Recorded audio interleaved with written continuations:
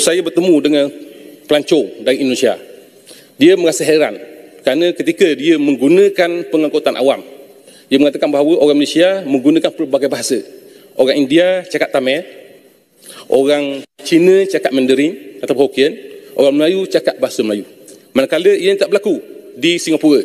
Rata-rata rakyat Singapura mereka menggunakan bahasa Inggeris dan orang Indonesia menggunakan bahasa Indonesia.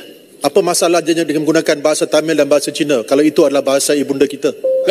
Adakah Perikatan Nasional menentang bahasa Tamil dan bahasa Cina? Itu pendirian Perikatan Nasional. Majlis peluncuran. Jadi saya rasa satu perkataan yang pelik kan. Kita menggunakan perkataan pelancaran. Peluncuran ini kenapa kita perlu mengagungkan bahasa luar untuk kita nak pinjam? Kita tahu bahasa Indonesia sangat bombastik.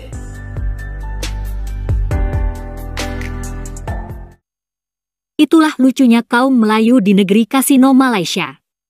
Para politikus Melayu Malaysia sering merujuk pada Indonesia, terutama dalam penggunaan satu bahasa. Hal itu berkaitan dengan upaya menciptakan perpaduan kaum di negara Malaides tersebut. Namun upaya tersebut tidak mudah, karena selalu mendapat perlawanan dari kaum Cina, India, dan bahkan masyarakat Sabah Sarawak.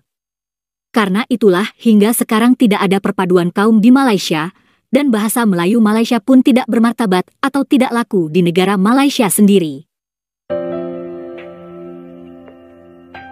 Pangkal soalnya tentu saja karena tidak adanya persamaan hak di negara Malaides.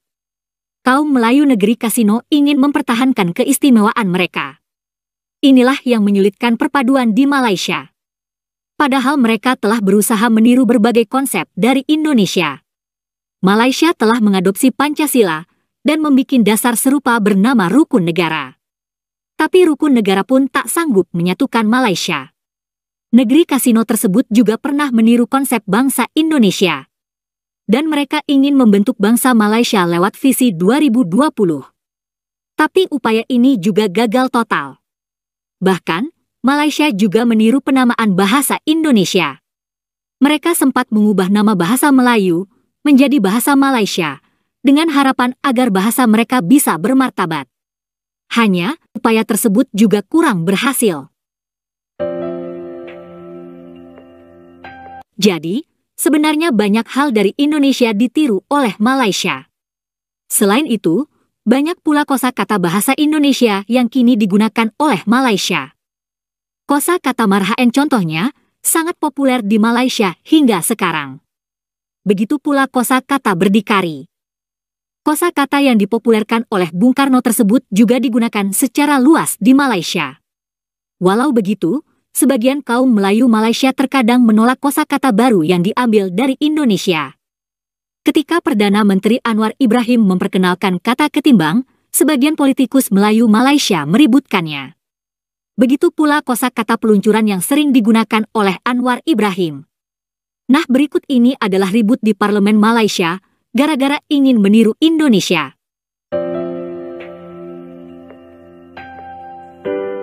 Iaitu saya bertemu dengan pelancong dari Indonesia. Dia merasa heran kerana ketika dia menggunakan pengangkutan awam, dia mengatakan bahawa orang Malaysia menggunakan pelbagai bahasa. Orang India cakap Tamil, orang Cina cakap Mandarin atau Hokkien, orang Melayu cakap bahasa Melayu. Manakala ia tak berlaku di Singapura. Rata-rata rakyat Singapura mereka menggunakan bahasa Inggeris dan orang Indonesia menggunakan bahasa Indonesia.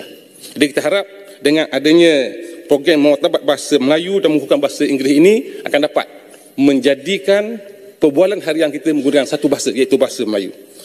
Saya beranjak kepada DBP 040600. Menteri ada mengatakan bahawa kita jangan jadi katak di bawah tempurung. Saya masih ingat lagi.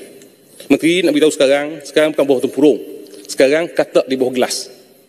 Nampak nak keluar tapi tak boleh keluar. Menteri. Jadi oleh hal demikian, terima kasih kerana perkataan ketimbang telah pun dimasukkan ke dalam kamus Dewan Digital. Persoalan saya, untuk nak memasukkan perkataan tersebut adalah dengan semudah itu. Kerana saya berbincang dengan sahabat-sahabat munshi Dewan. Mereka heran.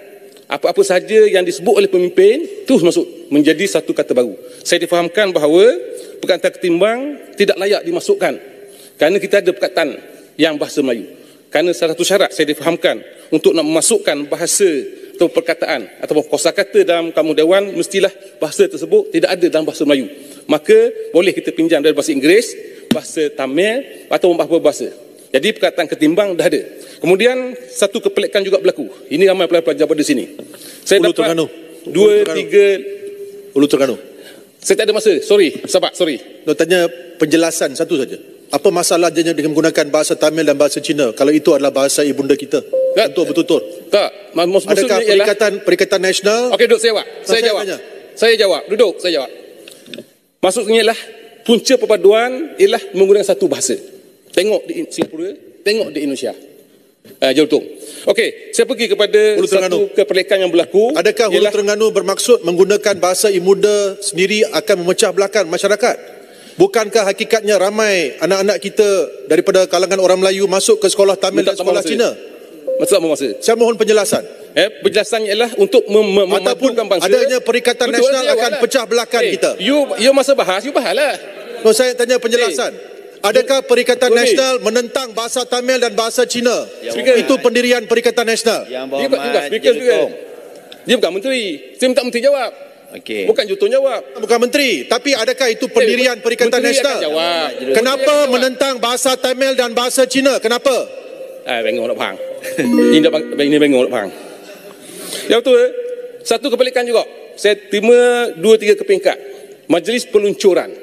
Jadi saya satu perkataan majlis peluncuran kad kuasa. Majlis peluncuran pecah tanah. Dalam peluncuran ini saya mungkin pelajar ada di sini. Mungkin satu kepelikan. Kita menggunakan perkataan pelancaran. Peluncuran ini saya tanya penjelasan.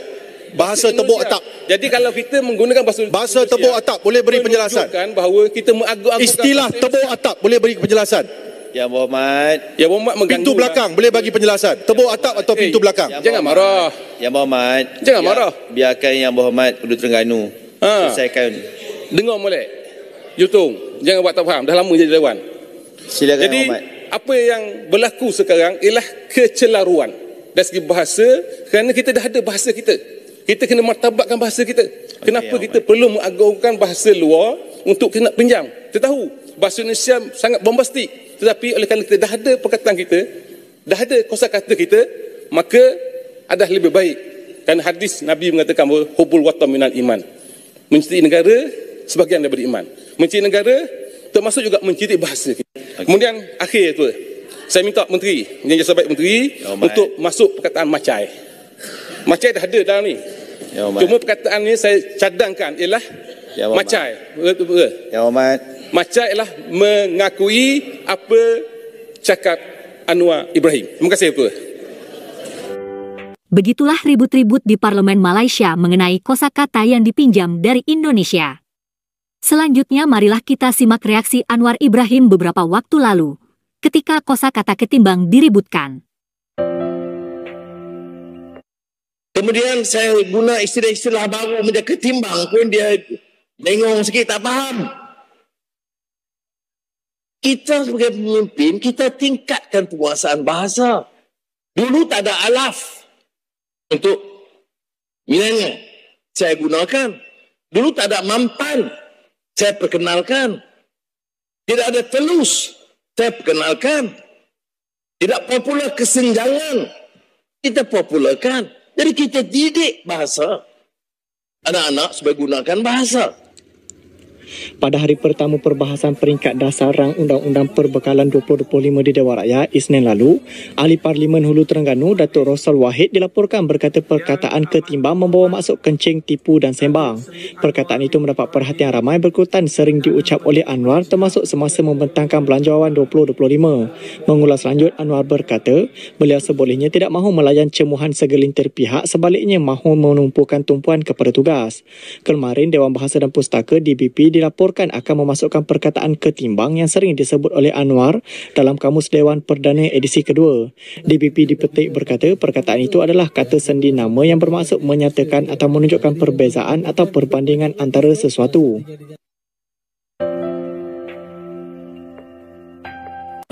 Ketimbang tak pernah dengar. Dia mengaji sekolah mana? Saya ingat dia mengaji di sekolah ada petani. Nah, ini masalah. Tak ada tahu debate. Debate akhirnya ketimbang ni. Takkan nak suruh Perdana Menteri bangun, nak jelaskan sebenarnya perkataan macam dulu. Mana ada maha? Maha ni hanya maha suci Allah. Tidak ada. Oh, berdatan atau bunyi semangat. Saya kata di mahasiswa. Hikayat Maru Mahawangsa, Maharaja dan